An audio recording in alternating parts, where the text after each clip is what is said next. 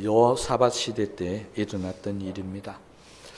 여호사밧은 유대의 왕으로서 재위 기간 25년 동안에 하나님을 잘 섬겼던 왕으로 성경은 기록을 하고 있습니다. 여호사밧의 아버지의 이름이 아사왕입니다. 잘 알다시피 아사왕도 41년 동안 재위 기간에 있으면서 하나님을 잘 섬겼던 왕으로 그렇게 성경에 기록이 되어 있습니다. 그러니까 이 유다 왕국 아사왕과 여호사밧 왕 시대 때 두 시대를 걸쳐서 66년 동안이나 하나님을 잘 섬겼던 그런 시대였다는 것을 우리가 알 수 있습니다. 우리가 잘 알다시피 이스라엘, 유다 마찬가지겠죠. 66년이라는 오랜 기간 동안에 하나님을 잘 섬겼던 그런 시절은 별로 없었습니다. 아버지가 하나님을 잘 섬겼다면 아들들이 와서 또 하나님을 배반한다든지 우상을 섬긴다든지 하는 그런 일들이 생겨서 66년 동안이나 이렇게 오랜 기간 동안에 이스라엘 백성들이 하나님을 잘 섬기는 그런 기간은 굉장히 드물었다는 겁니다. 그렇다면 우리가 잘 아는 상식으로 의하면 하나님을 이렇게 잘 섬겼기 때문에 유다라는 나라는 강성해져야 되고 편안해야 되고 잘 되어져야 되는 것입니다. 그런데 오늘 본문에 보면 그게 아니었습니다. 여호사밧 왕 때에 암몬과 모압이 서로 연합해서 그래서 큰 군대를 이끌고 유대를 쳐들어왔다는 것입니다. 여호사밧은 이 위기를 당하면서 오늘 본문 말씀을 보니까 하나님 앞에 간절히 기도하는 내용이 12절에 나오는데요. 여호사밧은 이렇게 기도합니다. 하나님, 저 큰 군대를 대적할 능력이 없습니다. 싸워서 이길 힘이 없다는 것이죠. 두 번째 기도는 어찌할 줄도 알지 못하겠습니다. 그러니까 막 군대를 이끌고 오는데 싸울 능력도 없고 어찌 해야 될지도 전혀 모르겠다라고 그렇게 지금 고백을 하고 있는 겁니다. 우리가 제일 난처하고 힘들 때 바로 이런 상황이죠. 내게 지금 어려움이 생겼는데 이걸 어떻게 해결해야 될지 능력이 없다는 겁니다. 내가 힘이 없는 겁니다. 그런데 또 하나 더 생각해 보니까 이걸 어찌 해야 될지도 알지도 못하는 그런 문제가 생겨버렸다는 것입니다. 이럴 때는 흔히 우리는 절망적인 상황이라고 이야기합니다. 절망이잖아요. 그런데 이 절망적인 상황에 방법이 있으면 그 방법으로 쓰면 되지 않겠습니까? 여호사밧은 방법이 없다는 것입니다. 그래서 마지막 기도가 이겁니다. 오직 주만 바라보나이다.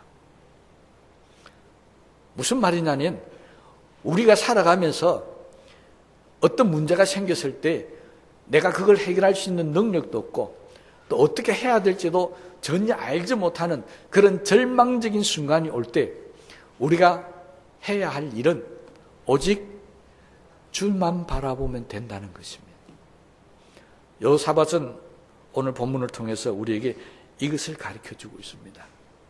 그런데 이 상황을 보면 정말 어처구니 없는 상황입니다. 이 기도 속에도 여호사밧이 하고 있지만요, 모압과 암몬은 완전한 이방 나라가 아닙니다. 잘 한번 기억을 한번 떠올려 보십시다. 모압과 암몬의 조상이 누군지요? 혹시 아십니까? 아브라함의 조카 롯의 후손이 모압과 암몬입니다. 그래서 하나님께서 출애굽을 할 때 이 광야에 살고 있던 이 모압과 암몬과 싸우지 말고 그냥 피해가라고 합니다. 왜? 너희들이 친척이니까 서로 죽이고 싸우지 말고 그냥 돌아서 가라. 그래서 오늘 여호사밧이 기도할 때도 그겁니다. 주님께서 우리가 막 가서 모압과 암몬을 치고 나가는 것을 허락하지 않았다는 겁니다. 그래서 돌아갔는데 지금 좀 감정이 격한 표현을 하면 이것들이 은혜도 모르고, 그죠? 지금 와서 때를 지어서 우리를 공격해 온다는 것입니다. 모압 가문은 친척이었습니다. 그런데 친척이 내가 약할 때를 틈타서 내 모든 것을 빼앗으려고 그러고 하나님 주신 이 땅에서 쫓아내려고 달려든다는 것입니다. 이건 정말 믿는 도끼에 발등 찍히는 일이고, 흔히 우리가 이야기하는 대로 배신을 당한 겁니다. 여러분, 우리가 사는 인간 세상은 그렇잖아요. 아마 이런 걸 경험한 분도 계실 겁니다. 철저히 믿고 어렵고 힘들 때 도와줬는데 그런 사람이 어느 날 자기가 힘이 생겼다고 해서, 자기가 이제 잘 되었다 해서 내가 힘없을 때 나를 공격하고 넘어뜨리고 쓰러뜨리고 달라들 때 우리는 다른 고통보다도 아마 2배, 3배의 고통을 느낄는지 모르겠습니다. 배신을 당했기 때문에. 믿는 사람에게. 그래서 우리는 이럴 때 어떻게 이야기합니까? 저 사람이 설마 나한테 이럴 줄 몰랐다. 또 그러죠. 어떻게 나한테 이럴 수가 있느냐고. 그런 생각을 가질 때가 참 많이 있습니다. 그런데 이때가 어느 때였다고요? 하나님을 잘 섬겼을 때입니다. 제가 항상 설교할 때마다 그런 이야기 많이 하잖아요. 하나님을 잘 섬길 때 우리는 특별히 더 조심해야 된다고요.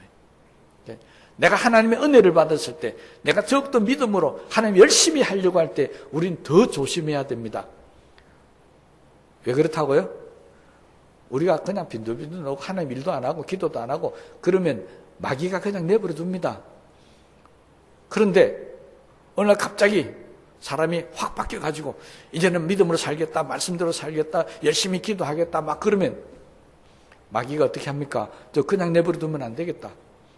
그래서 어떤 수단과 방법을 쓰더라도 넘어뜨리려고 합니다.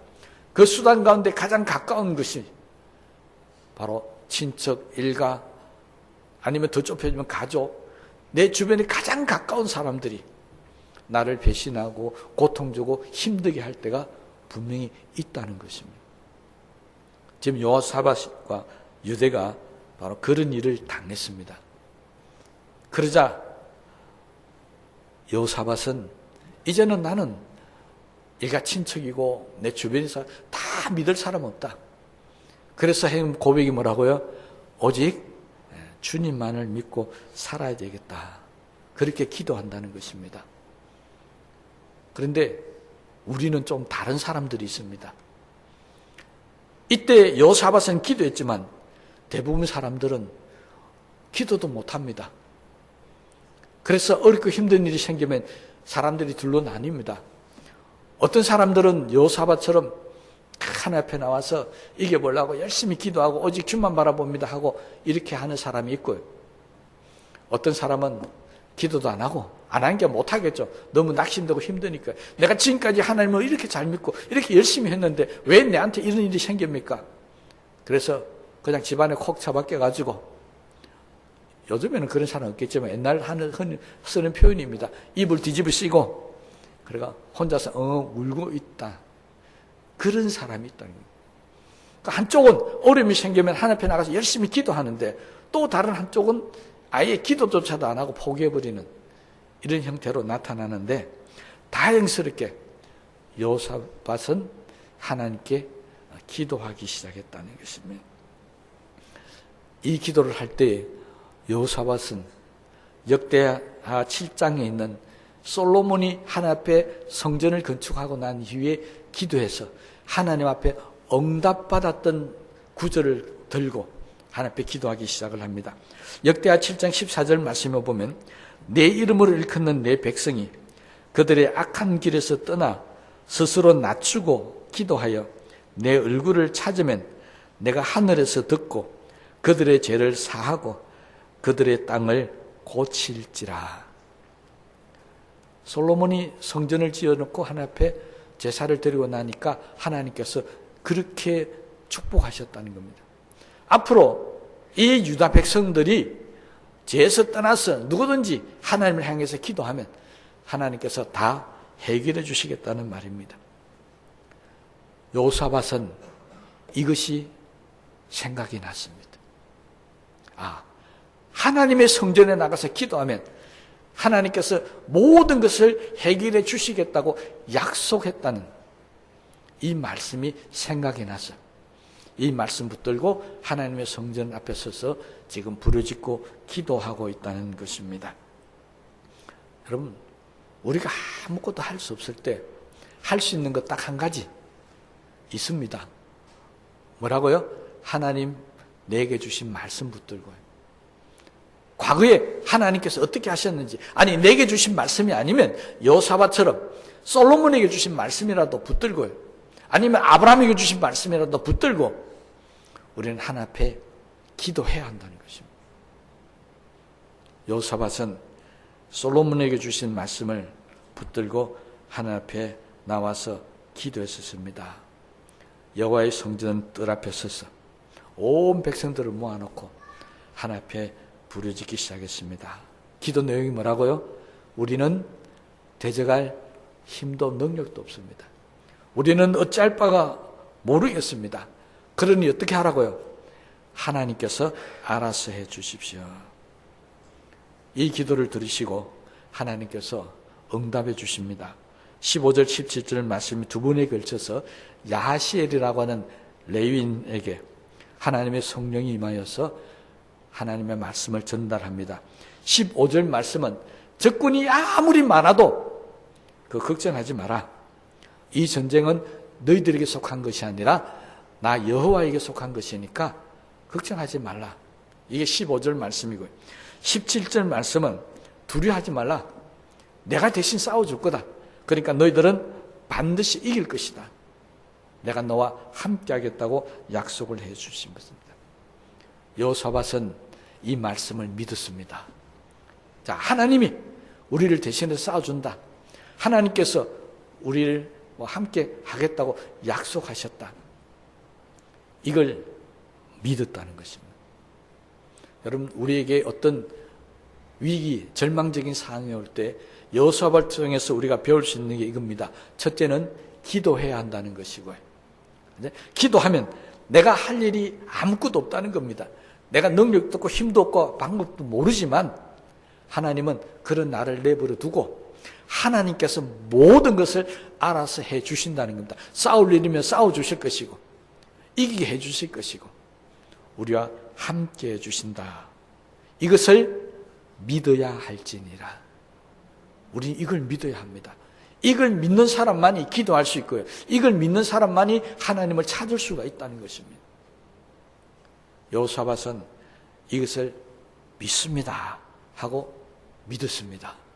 그런데 이것도요, 잘 보면 믿습니다는 말을 우리는 너무 잘합니다. 그렇잖아요. 아멘도 너무 잘하고 믿습니까 하면 아멘, 믿습니까 하면 믿습니다. 우리는 입에 습관처럼 참 잘합니다. 연습 한번 해볼까요? 믿습니까? 잘하잖아요. 믿습니까? 우리는 아멘은 믿으면 잘합니다. 그런데 이 믿습니다가 사실은 말뿐이라는 겁니다. 말로는 믿습니다 해놔놓고 돌아서서 겁을 내고 두려워하고 막 벌벌 떨니다. 이 여호사밧은 이스라엘 백성들에게 자신이 믿는다는 것을 확실하게 확인시켜 주기 시작합니다. 18절 말씀을 보면 유다 온 백성들을 모아놓고 하나님을 경배하였다고 그랬습니다. 믿을 게 없으니까 뭐뭐 하면 된다고요? 하나님을 경배하면 된다. 그러니까 믿습니다 하는 이유는 말로만 하는 게 아니라 하나님을 경배하는 행위가 따라와야 한다는 것입니다. 19절에는 그앗 자손과 고라 자손에게 속한 레인들을 통해서, 레인들은 뭡니까? 하나님의 성전을 돌보는 사람들이잖아요. 그들에게 여호와를 찬송하게 했습니다. 20절에는 온 이스라엘 백성들을 다 유대 백성들을 모아놓고 드고아 뜰로 나갑니다. 그리고 거기서 이렇게 왕이 이야기합니다. 전쟁을 하면 우리가 반드시 이긴다. 힘을 내자. 하나님이 우리와 함께 하신다. 그러니까 무슨 말입니까?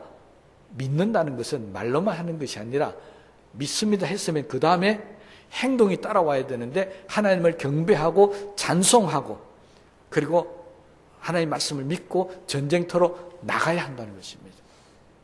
그리고 나가서 싸우는데 내 힘으로 싸우는 것이 아닙니다. 21절 말씀을 보면 군대 앞에 나가는 팀이 하나 있습니다. 그것이 바로 찬양팀이었습니다.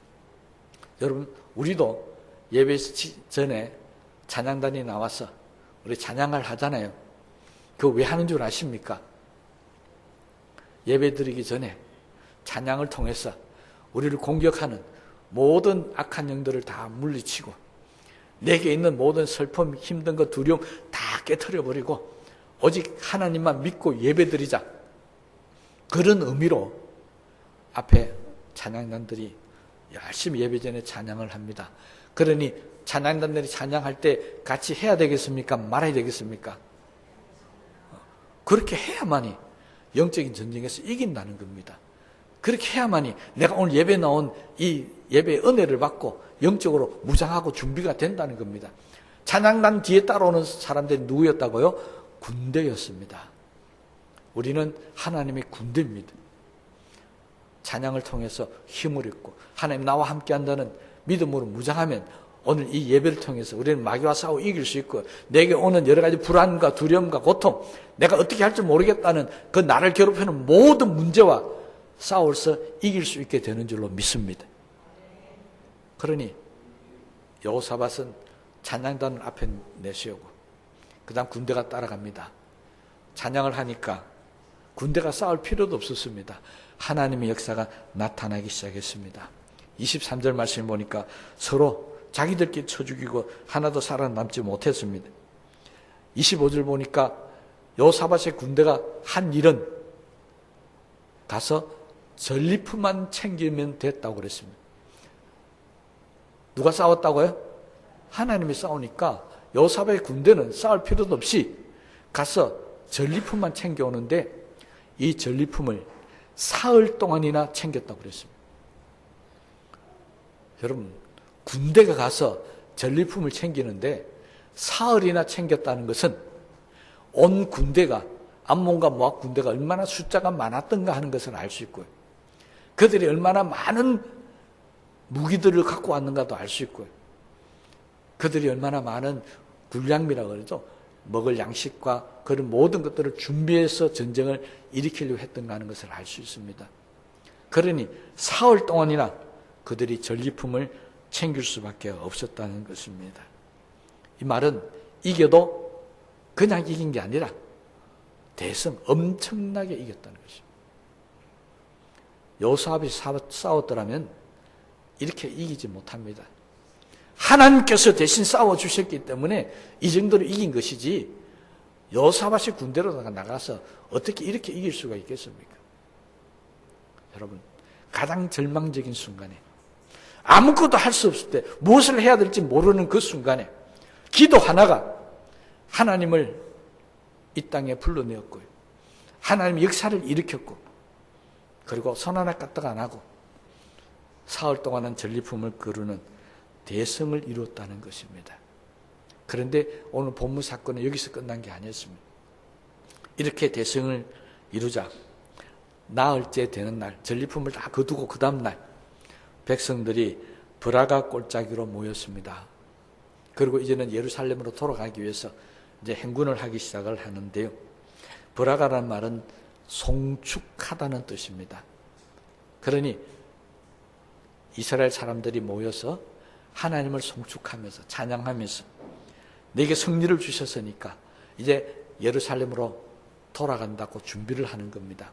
근데 그 다음 말씀 보니까 그들이 어디로 갔느냐니까 곧바로 성전으로 갔다고 성경은 기록하고 있습니다. 하나님께서 승리하게 했었으니까 제일 먼저 뭐 해야 된다고요? 하나님의 전을 찾아가서 하나님 앞에 제사를 드리겠다는 것입니다. 우리가 하나님이 내게 은혜를 주시고 내 문제를 해결해 주실 때 해야 될 행동이 뭐냐고요? 즉시 하나님의 전에 가서 하나님을 찬양하고 경배하며 예배를 드린다는 것입니다. 이것이 여호사밧이 전쟁에서 승리하고 난 이후에 첫 번째 행동이었고 유다 백성들이 했던 첫 번째 행동이었습니다. 자, 다시 한번 정리해 봅시다. 우리가 어떻게 해야 될지 모를 때 우리는 뭘 해야 된다고요? 네, 기도해야 한다. 오직 하나님만 바라보고 기도해야 된다. 그러면 하나님 역사가 나타나서 우리 모든 문제가 다 해결됐습니다. 그러면 끝난 것이 아니라 그 다음에 뭐 해야 된다고요? 예, 하나님의 전에 가야서 하나님께서 도와주신 것에 감사를 드려야 한다는 게 이것이 끝입니다. 그럼 열 문둥병자가 주님 앞에 와서 고침받았을 때도 똑같은 논리였죠. 주님을 믿고 나와서 문둥병을 고침받습니다. 그런데 돌아온 사람은 한 사람밖에 없었다는 것입니다. 무슨 말이냐니까 우리가 신앙생활을 하면서 수많은 사람들이 하나님의 은혜를 받고 축복을 받는데 하나님 앞에 돌아와서 감사하는 사람은 10분의 1밖에 안 되더라는 것입니다. 10명이 하나님 앞에 은혜를 받았는데 하나님 도움을 받았는데 진짜 하나님 앞에 감사하는 마음을 갖고 돌아와서 성전으로 돌아온 사람은 한 사람밖에 없었는데 놀랍게도 여호사밧은 군대와 모든 백성들을 다 이끌고 여호와의 전에 섰다는 것입니다. 13절 말씀 한번 보실까요? 유다 모든 사람들이 그들의 아내와 자녀와 어린아이와 더불어 여호와 앞에 섰더라. 전쟁에 나갔던 군인들만 이겼다고 선 게 아니었습니다. 그에 속한 모든 가족들, 어린아이까지도 다 하나님 앞에 나와서 하나님 감사합니다라고 그렇게 예배를 드렸다는 사실을 기록을 하고 있습니다. 우리 꼭 기억하십시다. 하나님의 은혜를 받은 사람은 반드시 하나님 앞에 다시 와야 합니다. 뭐 하러 온다고요? 감사하러 다시 와야 합니다. 그리고 감사의 기도를 드려야 한다는 것입니다. 여러분 올해 한 해 동안 지내오면서 여러 가지 힘들고 어려운 일들을 많이 겪었을 겁니다. 때로는 내가 무엇을 해야 될지 알지 못할 때도 분명히 있었을 겁니다. 여러분 그때 하나님 앞에 기도했습니까? 기도했는데도 하나님 안 도와주셨습니까? 대부분의 사람들이 고난과 어려울 때 하나님 앞에 나와서 기도하지 않았습니다. 그래서 하나님의 도우심이 없었다는 겁니다. 기도하지 않고 내가 싸우려고 그러고 내가 해결하려고 했기 때문에 우리는 하나님의 도움을 받지 못하는 경우들이 많이 있었을 것이라는 것입니다. 우리 새해를 맞이하면서는 한번 바뀌어 보십시다. 분명히 새해도 우리에게 어렵고 힘든 일이 생길 겁니다. 내가 어떻게 해야 될지 모를 때도 있고 능력이 없을 때도 있을 겁니다. 방법이 없을 때도 있을 겁니다. 그때는 어떻게 해야 한다고요? 우리의 변해진 모습 오직 주만 바라보고 주님 앞에 나와서 기도하는 사람으로 바뀌시기를 주님의 이름으로 부탁을 드립니다. 꼭 기억하십시다. 내가 아무것도 할 수 없을 때, 내 힘과 능력이 없을 때, 아니 어떤 사람들이 내가 가장 믿었던 사람들이 나를 괴롭히고 힘들게 할 때, 속된 말로 뒤통수 칠 때 우리가 해야 할 것은 오직 하나님만 바라보고 하나님 앞에 기도할 수밖에 없었다는 것입니다. 또 하나 우리는 기억해야 할 것입니다. 하나님께 부르짖은 자, 하나님께 기도한 사람은 망한 적이 없습니다. 뭐 한 적이 없다고요? 망한 적이 없습니다. 왜? 하나님이 함께 하시고 하나님이 대신 싸워주시고 하나님께서 이기게 해주시기 때문에 절대 기도하는 백성은 망한 적이 없습니다. 그래서 우리 기독교에 유명한 명언이 있습니다. 기도하는 자녀는 결코 망하지 않습니다. 제가 바꿔서 말씀드렸습니다. 기도하는 백성은 결코 망한 법이 없습니다. 성경이 우리에게 그것을 증명해 주고 있습니다. 그러면 우리는 어렵고 힘들 때마다 우리 선조들이 했던 천부여 어지없어서 손 들고 옵니다. 어디로 온다고요? 하나님의 전으로요. 우리 이 신앙을 회복하시기를 바랍니다. 오늘 마지막 주를 보내면서 천부여 어지없어서 손 들고 옵니다라고 했던 이 신앙을 다시 한번 회복해 보시기 바랍니다.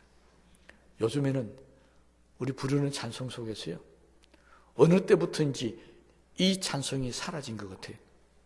죄송하지만 올해 한 해 동안 제가 지내오면서 우리 성도들이 부르는 찬양을 이렇게 많이 듣는데요, 단 한 분도 천부 여지없어서 손들고 옵니다라고 하는 찬양을 들어본 일이 없습니다. 여러분, 그렇게 하나님 앞에 기도할 순간이 없었습니까?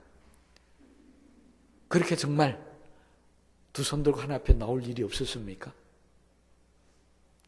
우리는 시시때때로 천부 여지없어서 두 손 들고 나옵니다라는 상황이 있었는지 모릅니다. 그런데 우리의 선조들은 그때마다 두 손 들고 하나님 앞에 나왔습니다.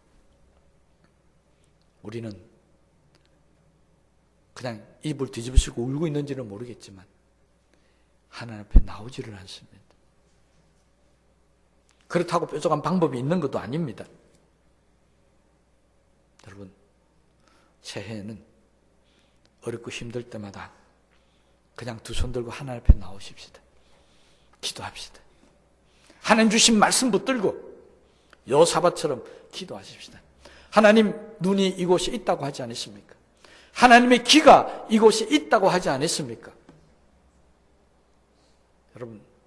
여러분들이 강대상 앞으로 많이 나와 보신 분들은 이 강대상 뒤에 밑에 하나님 말씀이 어떻게 적혀 있는지를 보셨을 겁니다. 무슨 말씀이 적힌 줄 아십니까? 금방 말씀드린 거예요. 여호와 내 눈과 마음이 항상 여기에 있으리라. 우리 교회 성전 뒤에 벽에 항상 기록된 말씀이 내 눈과 마음이 이곳에 항상 있으리라. 말씀은 기록이 되어 있는데 하나님은 여기에 항상 있겠다고 그랬는데 여기에 항상 찾아 나와야 될 사람들이 안 보인다는 것입니다. 여러분, 올해 한 해를 보내면서 내가 얼마나 하나님 앞에 찾아 나온지를 깊이 생각해 보시고 이제 날마다 주께로 가까이 나오셨어요. 그냥 나오지 마시고 하나님, 나는 아무것도 할 수 없습니다. 내게는 능력도 없고 방법도 없습니다. 하나님께서 함께해 주셔야 되겠습니다. 그러면 여호사밧에게 야시엘을 보내서 내가 대신 싸워주겠다, 내가 너희들과 항상 함께 하겠다고 말씀을 주셨던 그 응답이 오늘 우리 교회도 새해에는 날마다 들려지게 되시기를 주님의 이름으로 축복합니다. 그러므로 앞으로 우리의 삶 가운데 어떤 힘든 일이 생길지는 할지라도 주님의 도우심을 받고 해결해서 다시 하나님 앞에 나와서 감사합니다고 찬송하고 이걸 경험하게 되면 하나님 앞에 예배드리고 싶은 마음이 저절로 생기고요, 하나님 앞에 나오고 싶은 마음이 저절로 생기고 하나님을 바라보고 싶은 마음이 저절로 생겨나게 될 줄로 믿습니다. 우리 이 경험 속에 살아가시기를 바랍니다. 여호사밧과 유다 백성들은 이것을 경험하고 난 후에 얼마나 기쁘고 감사했던지 모든 사람들은 어린아이까지도 하나님 앞에 전에 나와서 하나님을 찬양하는 그런 역사가 있게 되었다는 것입니다. 바로 이 놀라운 역사가 우리 교회에도 새해에는 나타나게 되시기를 주님의 이름으로 소망합니다. 이 결과 다시는 유다를 침범하는 나라가 없었습니다. 다시는 유다를 괴롭히는 나라가 생기지 않고 편안했다라고 그렇게 기록하고 있습니다. 그래서 30절 말씀 보면 여호사밧의 나라가 태평하였으니 이는 그의 하나님이 사방에서 그들에게 평강을 주셨음이더라. 나라가 편안해졌는데 누가 주셨다고요? 하나님이 주신 것입니다. 우리에게도 이 하나님의 주심의 역사가 있게 되시기를 다시 한번 주님의 이름으로 축복합니다. 우리 말씀을 생각하시면서 기도하십시다.